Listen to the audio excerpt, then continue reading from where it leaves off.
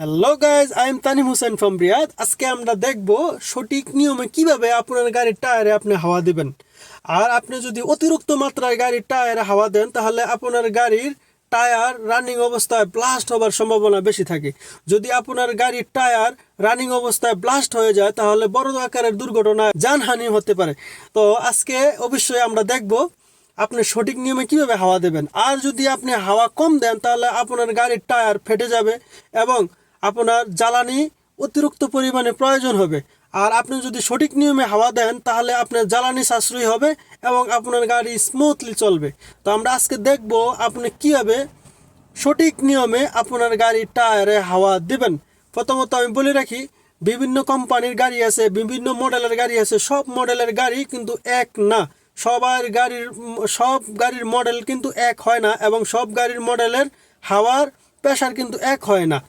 যেটা কোম্পানি আপনাকে সাজেস্ট করে ওইটা ফলো করাটাই সবচেয়ে বেস্ট। কেন, একটা কোম্পানি একটা গাড়ি যদি আবিষ্কার করে তার ভালো দিকগুলোই তার কাস্টমারের কাছে উপস্থাপন করে। এই জন্য আজকে আমরা দেখব আমাদের গাড়ির টায়ারের হাওয়া কি পরিমাণ দেওয়া উচিত।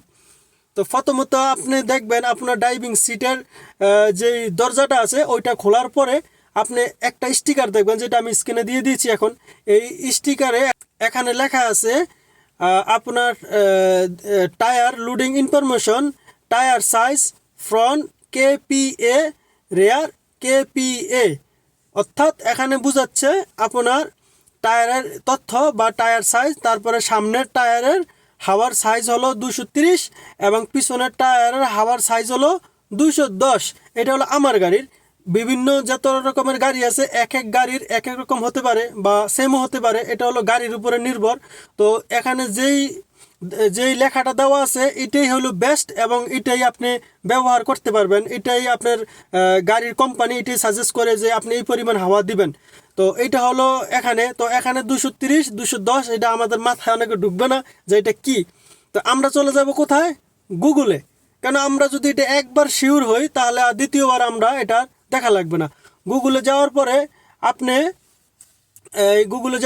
আপনি এখানে সার্চ করবেন যে আপনার যেই প্রথম যেই রেয়ার বা আপনার পিছনের যাই হোক আপনি সার্চ করবেন। যেমন আমি 230 KPA 2 PSI, আমি এটা লেখা সার্চ করার পরে আমার কাছে এরকম একটা আপনি কনভার্ট করার জন্য এরকম একটা সার্চ চলে আসবে। কারণ আমরা জানি হাওয়া দুই প্রকার হয়।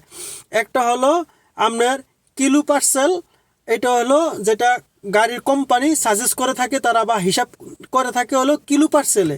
আর আমরা যেটা সবসময় ব্যবহার করি, যেটা মোটামুটি টায়ার দোকানে বা বিভিন্ন জায়গায় যেটা মিটার ব্যবহার করি, ওই মিটারের পরিমাপ আমরা যেটা জানি ওই পরিমাপ হয় হলো আপনার পাউন্ড পার স্কোয়ার ইঞ্চ। এটা হলো আমাদের যেটা আমরা সচরাচর জানি, আমরা বেশিরভাগ এটাই ব্যবহার করি। এখন আপনার গাড়ির টায়ারের যে হাওয়া আপনার স্টিকারে দেওয়া থাকবে, ওই হাওয়াটা যদি আপনার ওই অঙ্কটা বা ওই সংখ্যাটা যদি আপনি কিলো পার্সেলে দেন, দেওয়ার পরে অটোমেটিকলি কনভার্ট হয়ে আপনার পাউন্ড পার স্কোয়ার ইঞ্চে চলে আসবে। তারপরে আমি যে এখানে দেখাচ্ছে 33.3587, এটা হলো আমার গাড়ির হাওয়ার প্রেশার। এটা আমি দিতে হবে বা আমাকে গাড়ির কোম্পানি থেকে আমাকে এটা সাজেস্ট করা হয়েছে এবং স্টিকার এটা দেওয়া আছে। তো আমি প্রথমত কত দেবো? আমি 33 দেবো, যেটা আমি নর্মালি সবসময় আমি 33 দেই বা কোনো সময় 32 দিই, বা আমি সপ্তাহে একবার গাড়ির টায়ারে হাওয়া অবশ্যই চেক করি। কেন, এটা প্রয়োজন। আপনার চেক করলে অনেক সময় একটু কম থাকে, বেশি তো হয় না, বা কম থাকলেই মনে করেন আবার এটা পূরণ হয়ে যায়, আমার গাড়ি স্মুথলি চলে, ব্রেক কমফোর্ট ভালো হয় এবং আমার তেলে সাশ্রয়ী হয়। তো অবশ্যই আপনাদের কাছে যদি এই ভিডিওটা ভালো লাগে অবশ্যই আপনারা দেখবেন।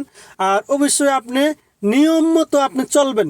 যদি আপনি নিয়ম মেনে চলেন, একজন স্মার্ট ড্রাইভার হতে চান বা স্মার্ট হতে হলে আপনি অবশ্যই কোনো এরকম ভালো ভালো নিয়মগুলো আপনি জানলে ভালো, এবং কি আপনি অন্য কোনো ড্রাইভারের সাথে বা অন্য কোনো কারোর সাথে আপনি এই বিষয় নিয়ে আলোচনা করতে পারবেন, বা আপনাকে যদি কোথাও এরকমভাবে কেউ প্রশ্ন করে আপনি এই উত্তরগুলো আপনি দিতে পারবেন।